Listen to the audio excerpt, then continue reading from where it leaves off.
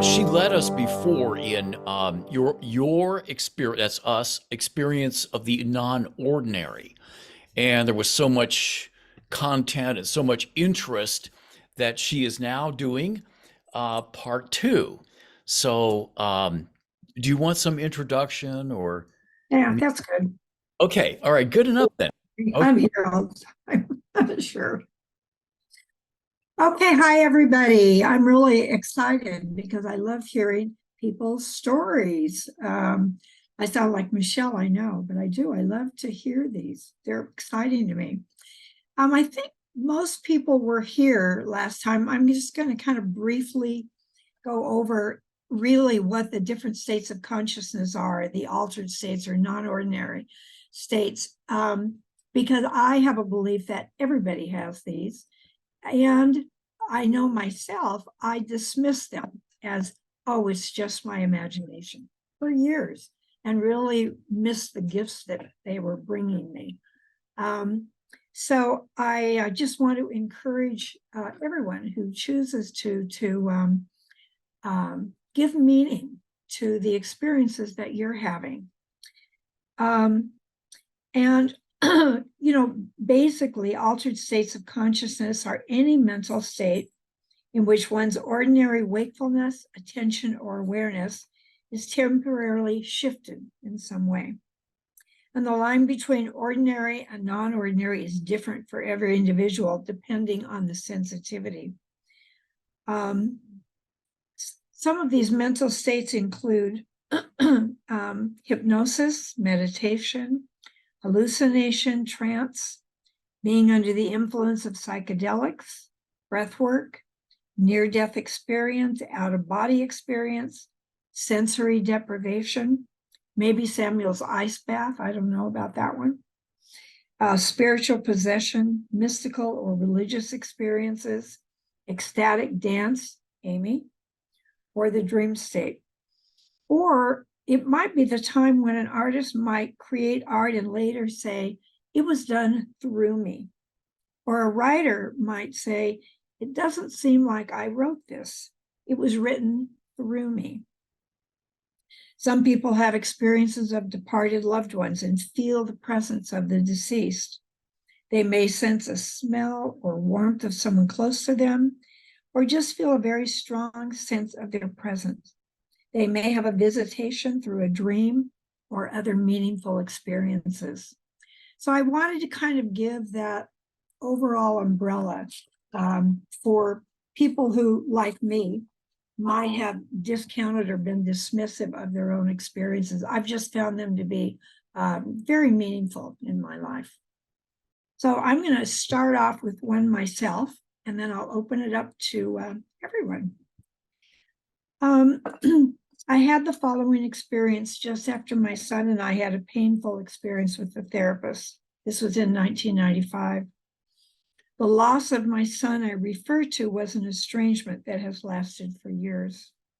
The following encounter deeply impacted me, although I had no understanding of what this meant. It made no sense to me at all. Years later, I learned from a teacher in the Hawaiian shamanic tradition of Ho'oponopono that every country has its own image of the divine feminine. The image for the divine feminine in our country is the Statue of Liberty. In 1999, I went to India and stayed for 6 months in an ashram. I learned that in the Hindu tradition, devotees while praying may be fortunate enough to enter the statue of a beloved god or goddess through the front of the toes of the statue. After learning these things, I consider this a blessed connection with the divine feminine, Mother Mary or Kuan Yin. And that's why I think giving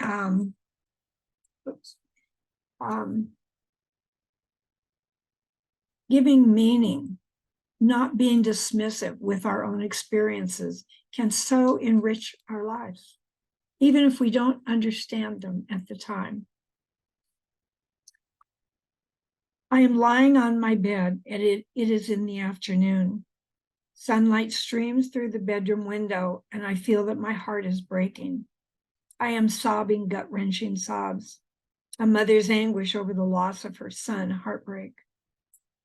Suddenly, floating just above the foot of my bed, is the Statue of Liberty. I am astonished. Immediately, I am drawn into the statue through the front of the toes.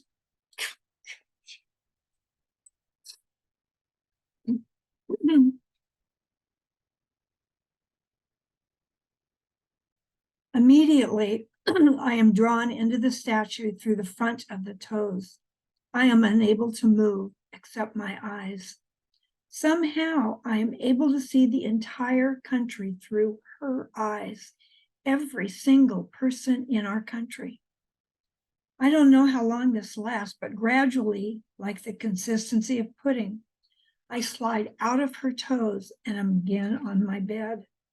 I am dry-eyed in wonder and deeply humbled and grateful. Please excuse the body movements. That just energetically happens sometimes, the deep experience. So Sarah, would you be our timekeeper? Maybe we'll make it 2 minutes, but if it's longer than that, we'll certainly respect your process. So I'd love to have anyone who would like to share.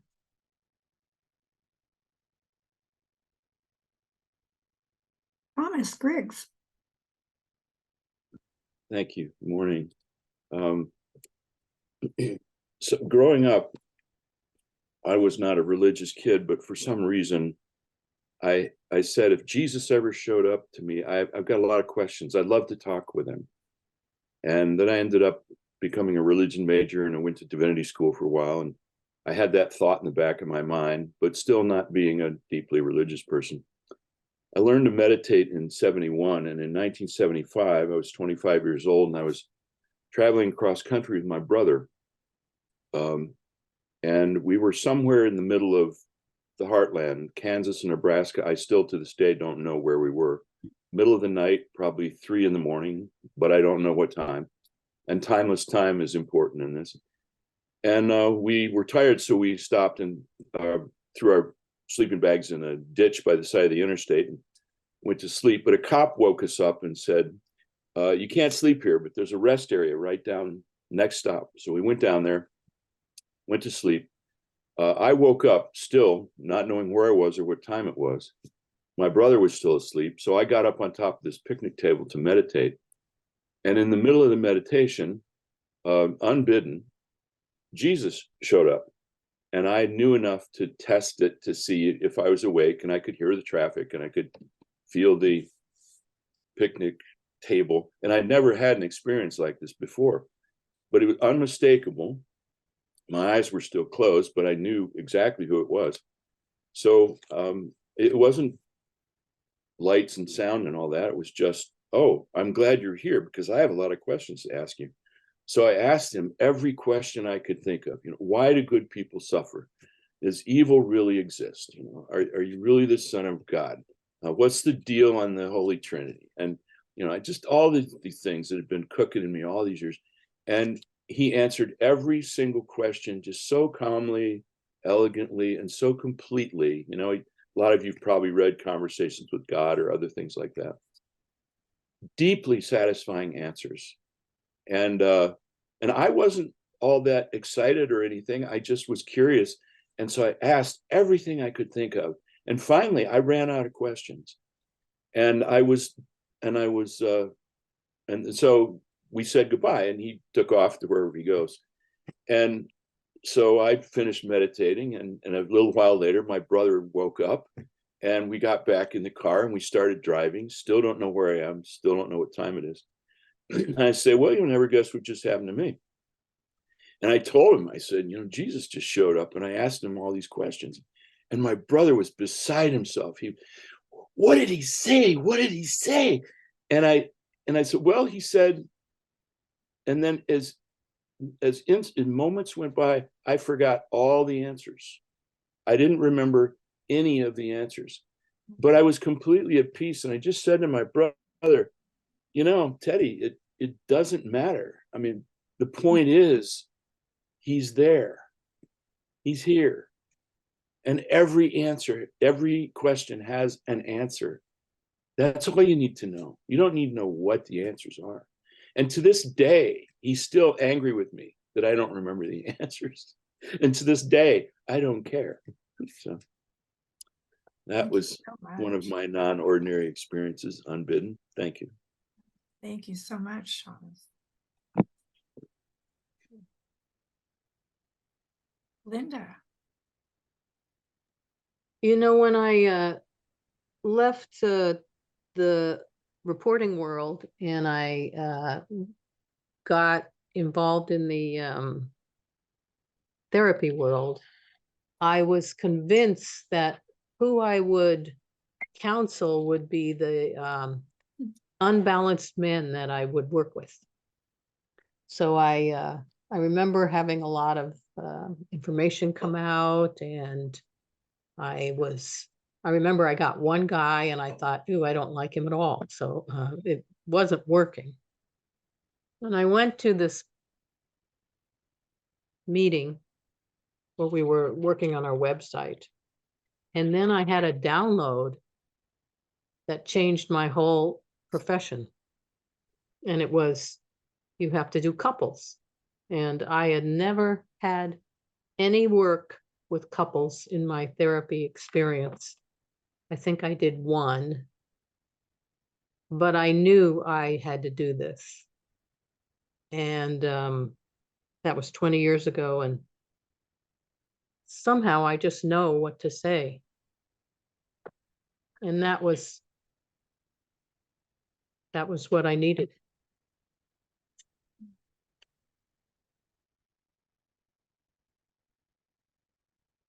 Talk about meaningful information coming through those experiences. Thank you so much, Linda. Pamela. I'm sorry, Patricia. I'm not in France.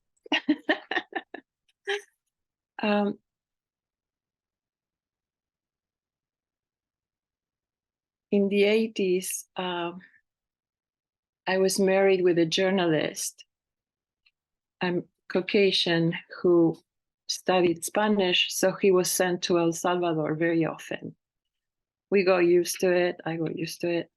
But there was one particular trip that I was there was something about it. My intuition told me this is a different trip. And I filled up his suitcase with white handkerchiefs. Remember cotton white handkerchiefs?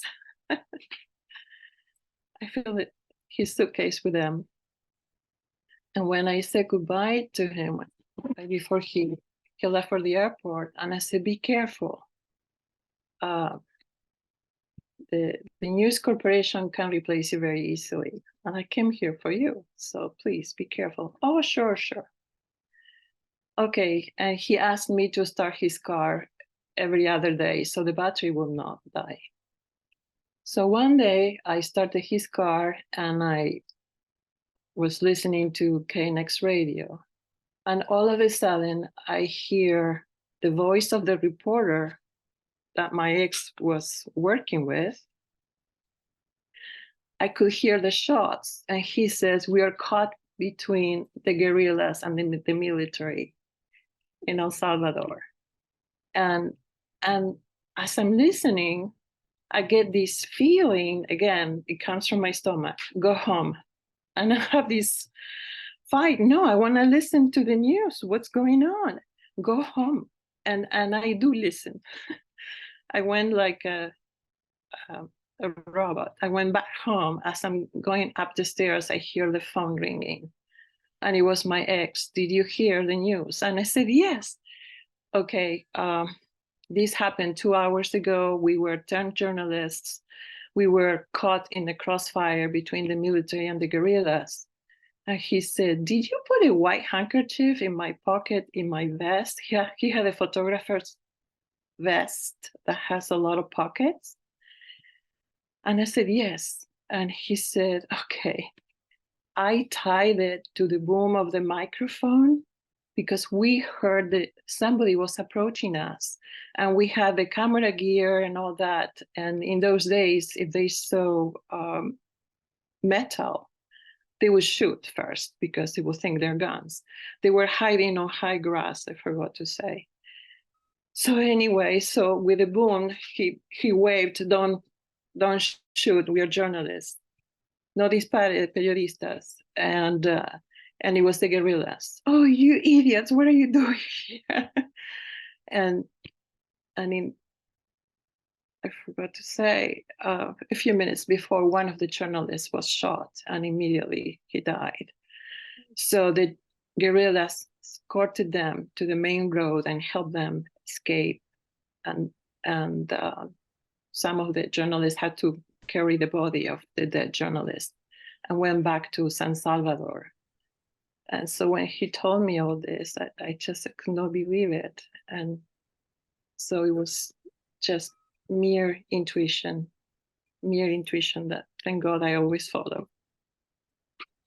You know, such a powerful example of how important it is to pay attention to those experiences.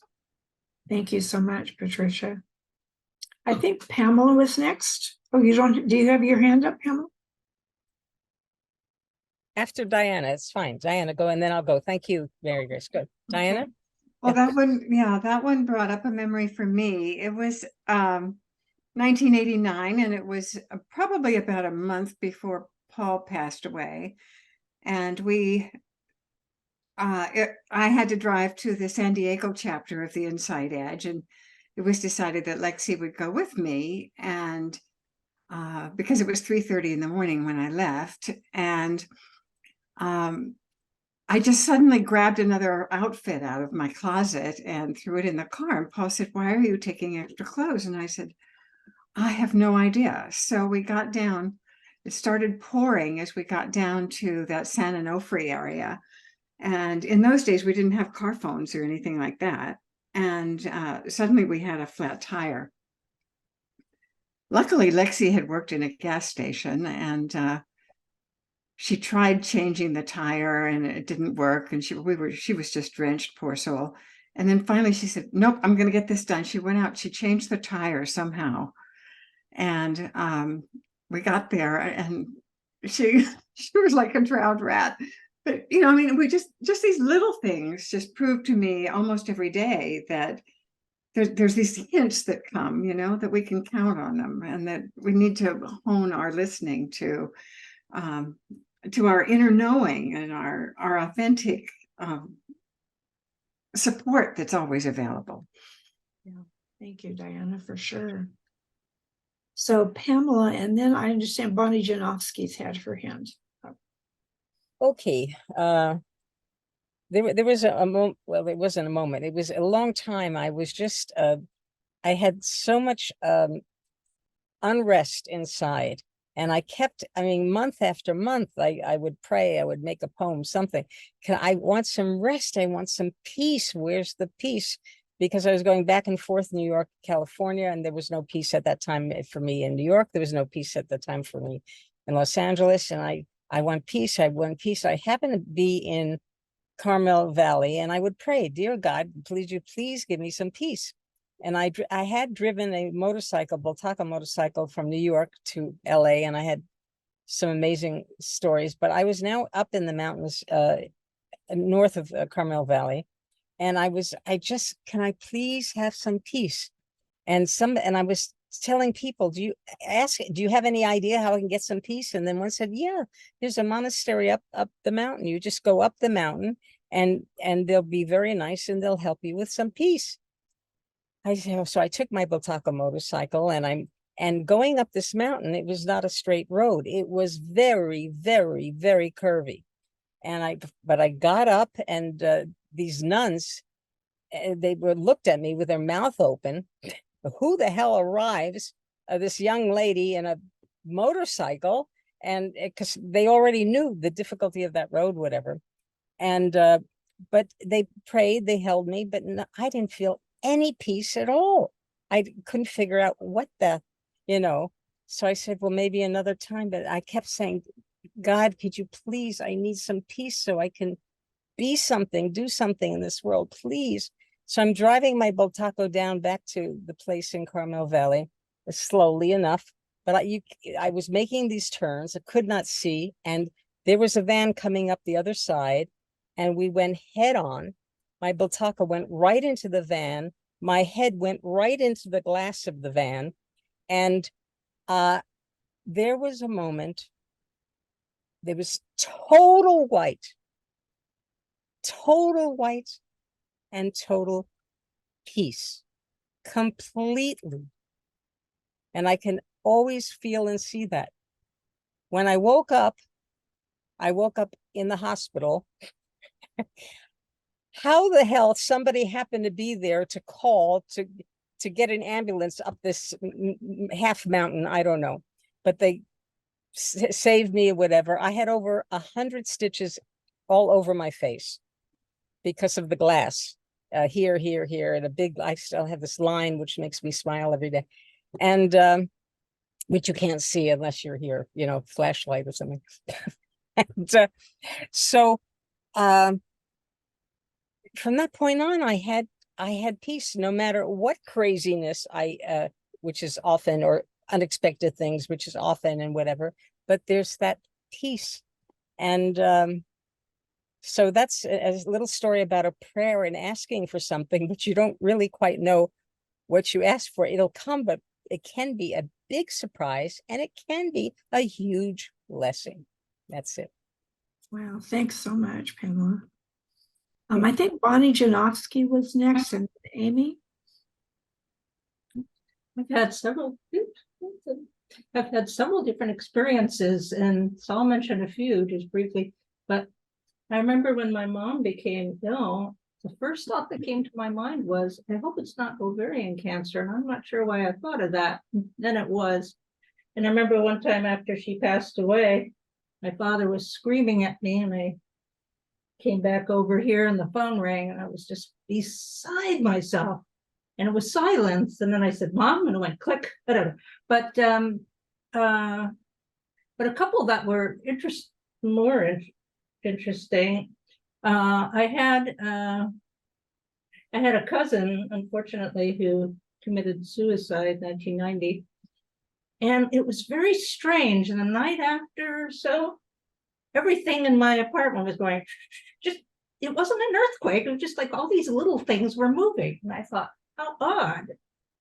And it happened, it went for a while, and it never happened again. But so that was unusual. But then two that are kind of related. I had when I lived on Person Avenue, my next door neighbor, we became very close friends. He was a 69-year-old man. I was 29 when I moved in there, my first apartment. And we were just looked out for each other. Couple months, about 2 months after I moved in, his wife had a stroke, and he would go every day to visit her at a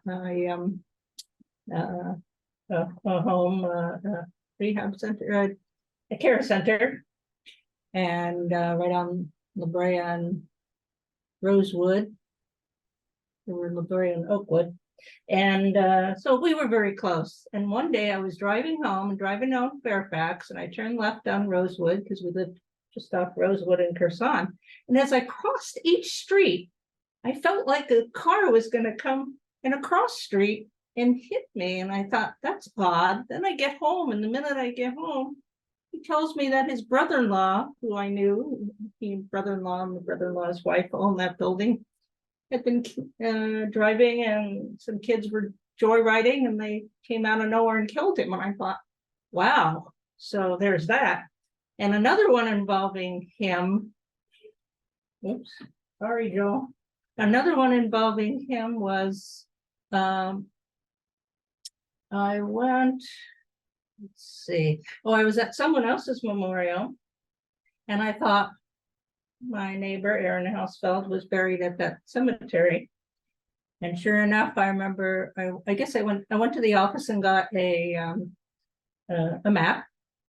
But as I walked towards that area, I just heard his voice saying, here I am.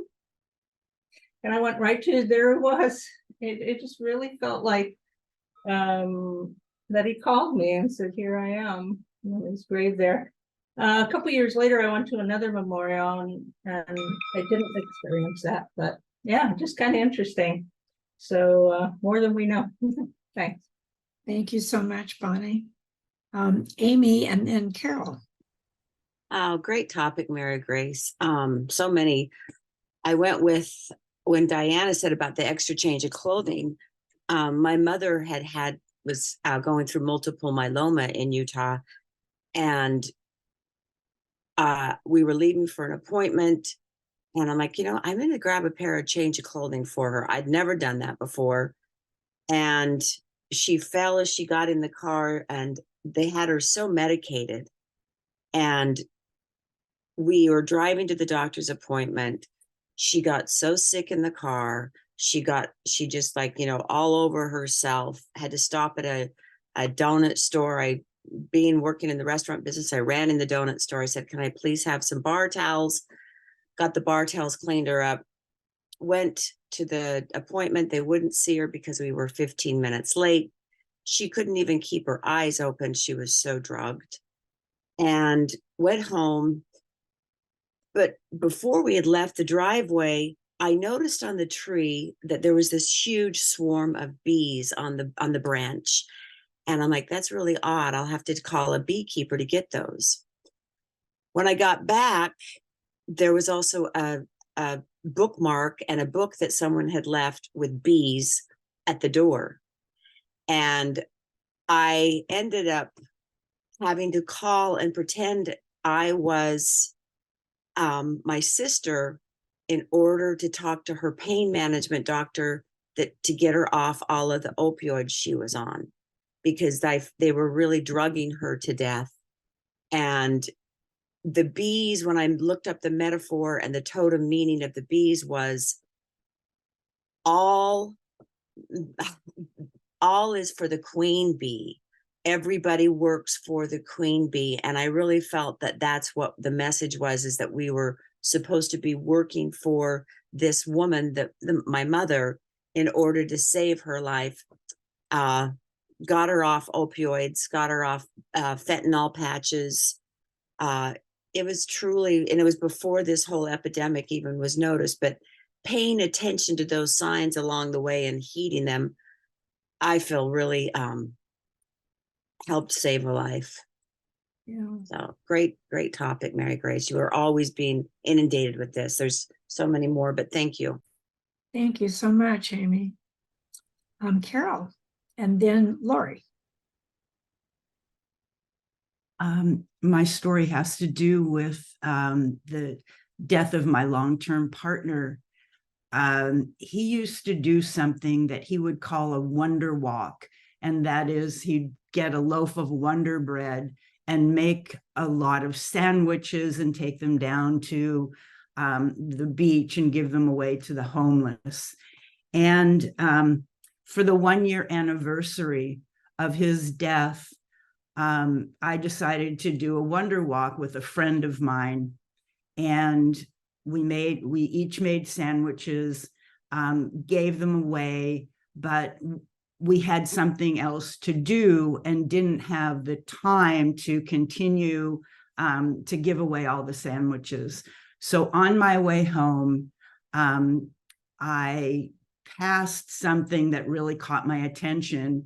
And it was a man that was sitting on the sidewalk. His wheelchair was tipped over, and it looked to me like he had fallen out of the wheelchair. So I pulled over my car and I went to help him. And I asked him, is there anything I can help you with? And he looked right at me, right in my eyes. And he said, I could really use a sandwich. I'll pay you. Can you get me a sandwich? And I said, this is your lucky day. I have lots of sandwiches. And I was able to give him the remainder of the sandwiches along with the fruit and chocolates that we had previously, given away. And when I told John's daughter what happened, she said, You know, whenever my father wanted to make a point, he would look right in your eye and say something. And so I thought, oh, I get the point. Oh God, that's so John. That's just so John. Thank you, Carol. Lori. Yes, so I wanted to share some things with just trying to coagulate it about light, some of the experiences with light that I had. And some of these with thinking about it had to do about times when I was just really asking for help or suffering, as well as times when I was just taking care of David. So there was times in the evening, it was a time in the evening with a candle where what happened was it was dark, the candle was lit, and throughout the whole ceiling was this big heart. It just came out. It was a cylinder candle, and that one was of Mother Mary. And it brought me peace and comfort. Another time what happened was I woke up in the middle of the night and I had a candle lit as well, like a 7-day candle, and there was a big cross lit up right above it with the light all across the ceiling. It was just beautiful, and my heart just felt so much support. So there were many times like that when that would happen with light. In the middle of David's transition, when it was a rainy day, very flooded at that time, and strong rains. As he was in the process of transitioning, which we knew was happening, the rain stopped. Sun came out throughout the whole room. It lit up the whole room of light, and he had a smile on his face. So it was very, very beautiful, this support of light and love. And in the midst of, at times, having very, very exhausted at times later, I remember meditating, and I was deeply meditating and just feeling very fatigued and depleted. And I would just see beautiful, beautiful things and felt peaceful. But then I opened up my eyes. This was in the daylight. I opened up my eyes and I double looked because I saw these beautiful colors of light that were geometrical whirling around the room. And they were bright colors. I just, kept blinking my eyes and I'd look around and they were just swirling and shapes. And then I closed my eyes again and I just felt so much light, support, and comfort. That is my sharing. That's my sharing. Thank you so much, Lori. Michael.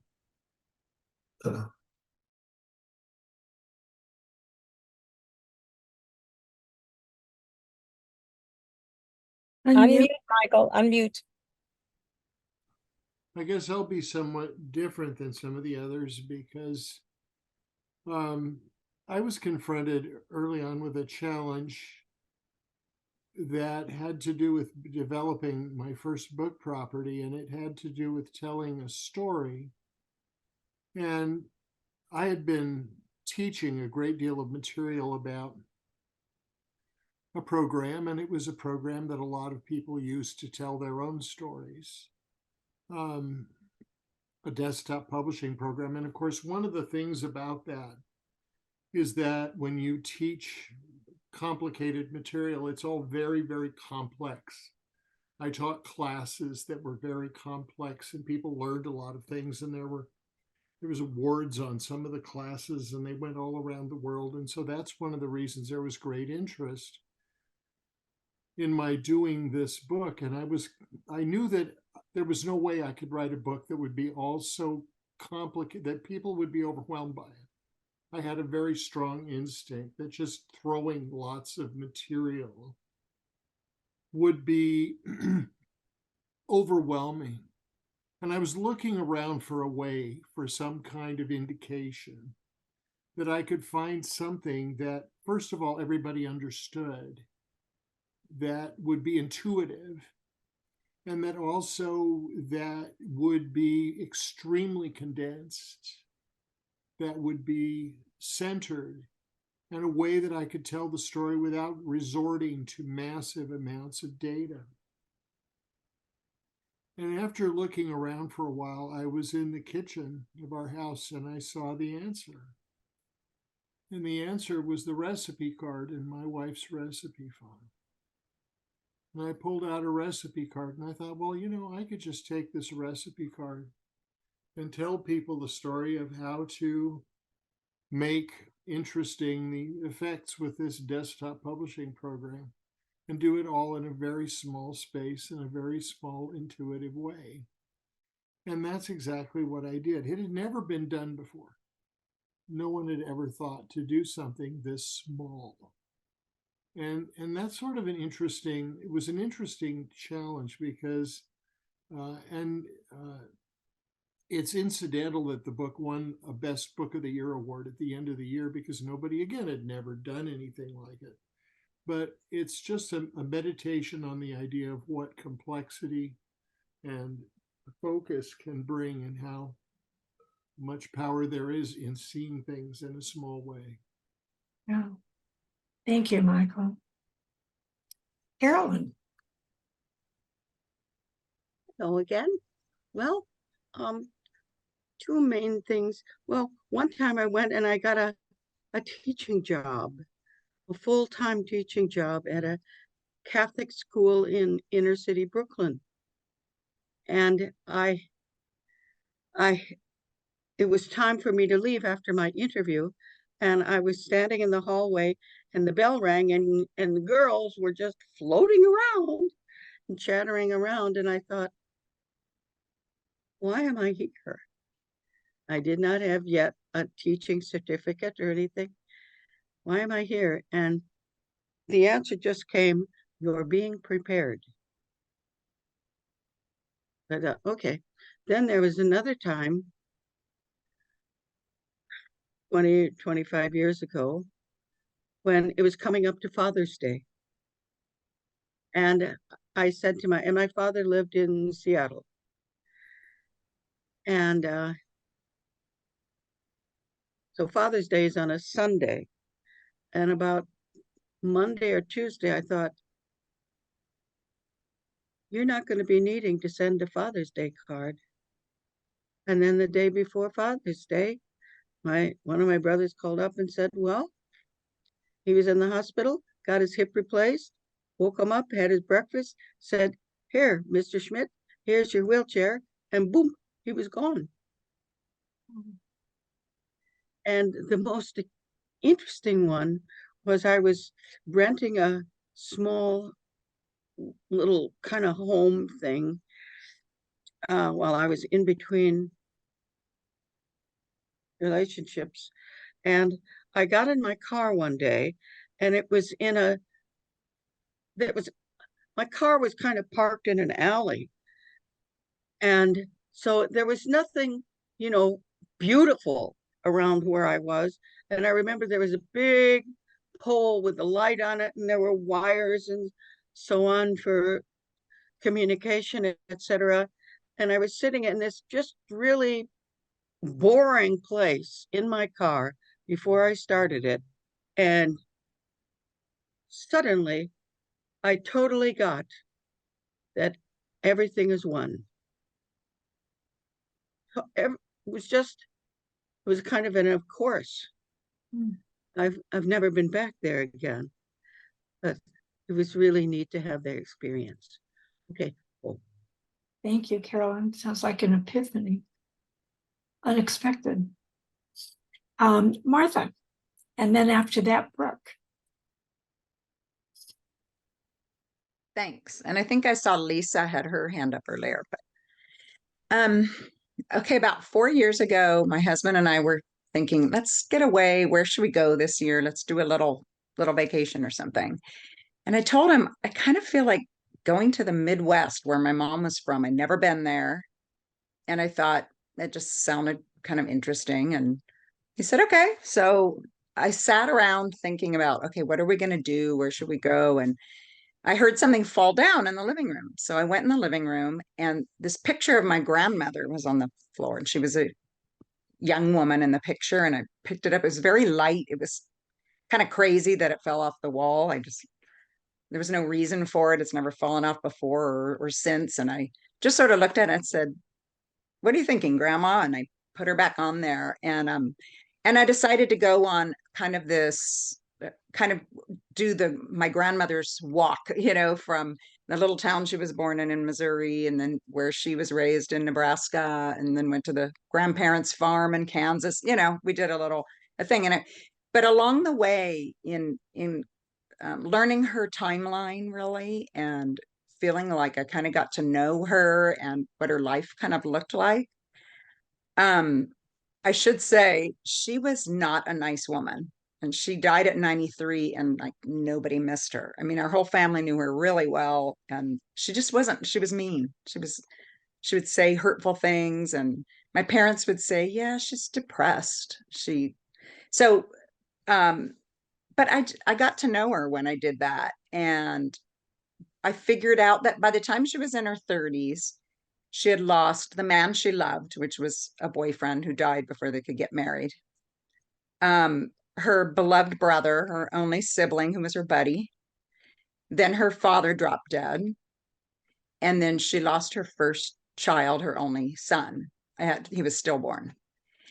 And it was the Depression. It was the 1930s. So I just started to feel so much sadness for her, and thought she lost like all of these important males in her life. And it kind of explained a lot. So I came home, called my siblings, and I created a little video about it. And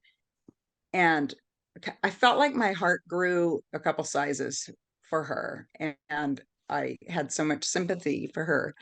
And so after telling my siblings about it and helping us understand and kind of forgive her for how mean she was, I picked up the phone and called my daughter, who I'd had a really rough time raising, and we'd had some really bad times.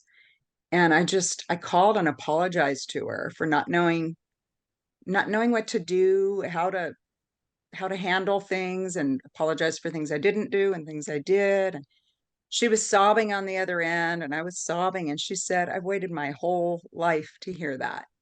And it just provided a lot of sort of generational healing, above me and below me. So that was a gift.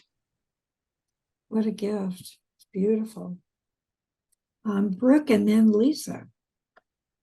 Wow, thank you. That was a beautiful share. So three quick pieces that all happened around Encinitas, California, and around the Self-Realization Fellowship in the late 70s or early 80s, where I lived when I was going to grad school in anthropology at UC San Diego. And one time was, I think, middle of the week, late afternoon. I'm sitting on the beach there by, that spot, surf spot, world famous surf spot, that is right by the Self-Realization Fellowship. And of course, there's one in LA also. And I'm by myself, and I've got my head in my hands, and I'm contemplating and being introverted, and I get a message to look out in the water. And it's the dolphin going by. And it was hello, as clear as day. Just an absolute and wonderful and happy. And another time, sitting in the bench at the parking lot up top there, and contemplating, I was probably 27, 28, ending my teens, getting ready for what, and I got this very strong message that said, "You will come again to feel that you are not in control." And it was very strong and clear, and it implied it's not true, but you'll explore that. So And then another time, but in a business park there, I was doing part-time work for a friend of mine, friend of ours, who was importing,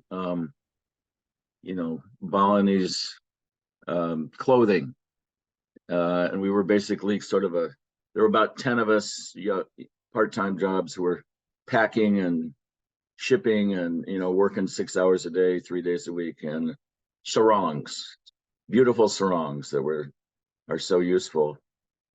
And and we were just having a bad day. We couldn't quite get things together. We were getting annoyed and would take a break. And then about 2 p.m, we took a break, then we went back together. And all I remember is the next thing is it was 4 o'clock and time to go home. After all of this, this was definitely breakdown leading to breakthrough or perturbation. We just were cranky, and then we were in the zone, like the 6 or 7 or 8 of us.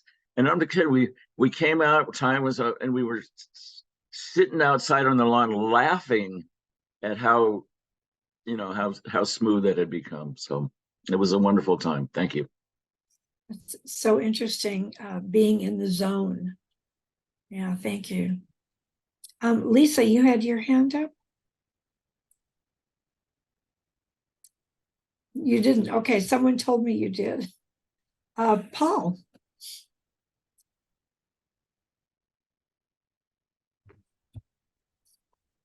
In high school, a friend of mine said, "Hey, let's go on a canoe trip." And I said, "Well, why?" He says, "Just trust me, you'll like it." So the canoe trip was 2 weeks in the wilderness, going from the center of Michigan to Lake Michigan.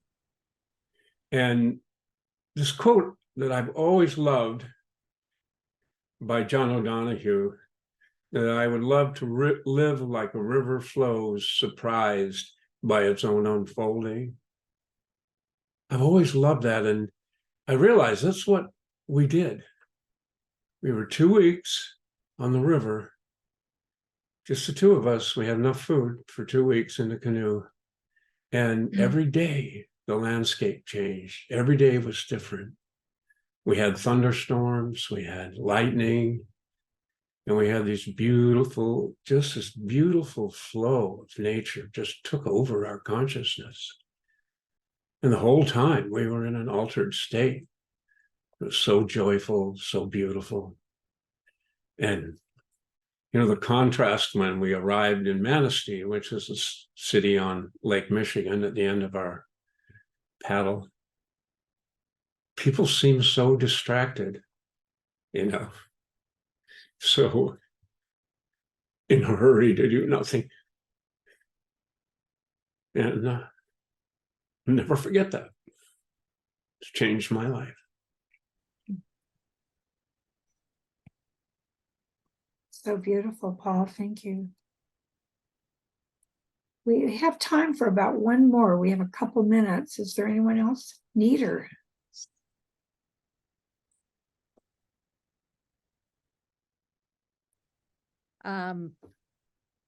Several years ago, I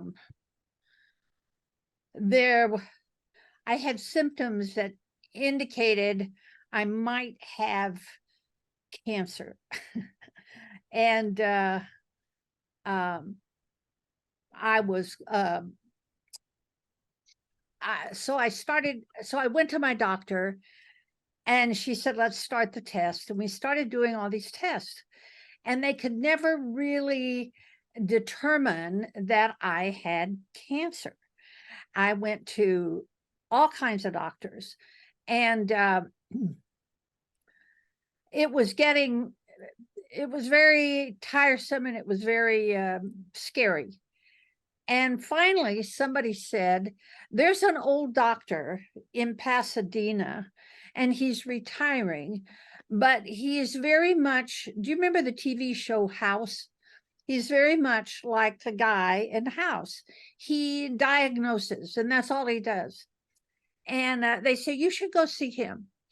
So I did. And before I went, I said, I'm getting all these different messages. You have cancer, you don't have cancer, you have cancer, you know, try this, try that. And I said, all right, now I'm going to turn to the Archangel Michael.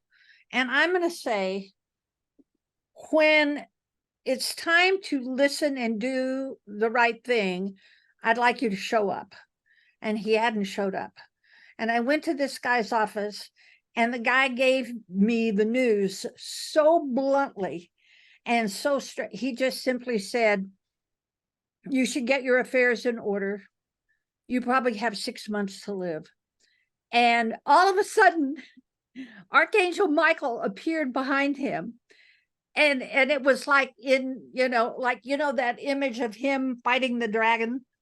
And this huge thing came up, and he leaned over the doctor's shoulder and said, now you can listen. Now listen, do this. And when I saw that and I felt that, tears arced out of my eyes like this. And it was like, oh, my God, what?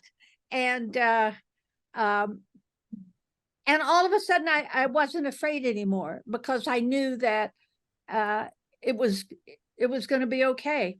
So I believed the guy. I thanked the guy. As I walked out of the office, I called a surgeon and said, can you book me this week? And everything went fine from there. But it was that angel connection that really gave me the strength to go on. And that was years ago. And here I am. Thanks. So powerful, these messages. Thank you, everybody. That was really a wonderful morning. I love having everyone to share.